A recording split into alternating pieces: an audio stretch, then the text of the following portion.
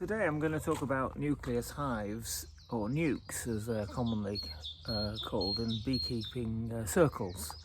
I've just taken delivery of 3 new poly nucs from Simon the Beekeeper.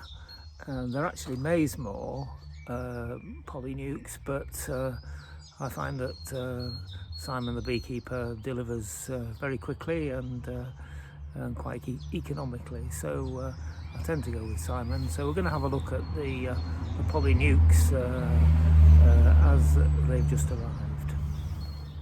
So here's the poly nuc all assembled as it came out of the box, and I'm now going to take it apart and have a look at the different components.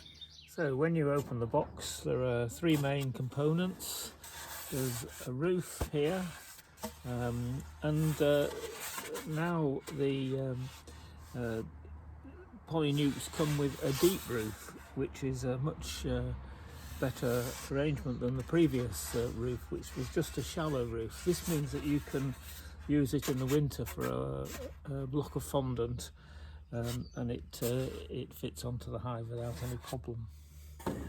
Then the second part is the Miller feeder, and this comes with a piece of perspex, and in fact there's the entrance guard, which I'm just going to take out for the time being, and this enables you to feed liquid feed to the bees, and you can actually remove these, but I find that in time they become stuck down, and basically you fill the 2 chambers with a sugar solution, which then runs underneath this polystyrene piece here into here, and the bees come up from this in this space here from underneath.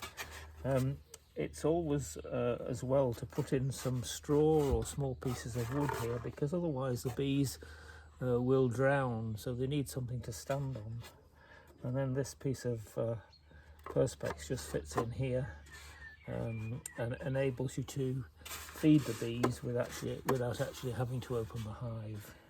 So this is a very useful Miller feeder. And then this is the main box, which will take 5 frames. It's got an open mesh floor, as you can see. Simple construction, but actually very sturdy. And then the other component of the polyhive is the entrance, and it has 3 different entrances: a completely open entrance here, an entrance which provides some ventilation, and that's useful for transporting the polyhive, and this is a queen excluder, so this enables you to keep the queen in the polyhive if you want to do that for any particular manipulation. You can of course get wooden hives, wooden polyhives, but I find them quite cumbersome, and of course the polyhives have the advantage of being much lighter. So I use these quite a lot. They're very useful for collecting swarms, they're very useful when you're splitting a colony, and they're very useful for swarm control manipulations. So it's very handy to have a number of these, and they're really very reasonable at about 35 to 40 pounds. You do need to have a strap, because they do need to be well strapped down. The lid needs to be well secured onto the box, but they're a very useful piece of beekeeping equipment, and I'd thoroughly recommend these for your general beekeeping practice. It's just worth saying that they arrive in an unpainted finish, and these do need to be painted to give them added protection.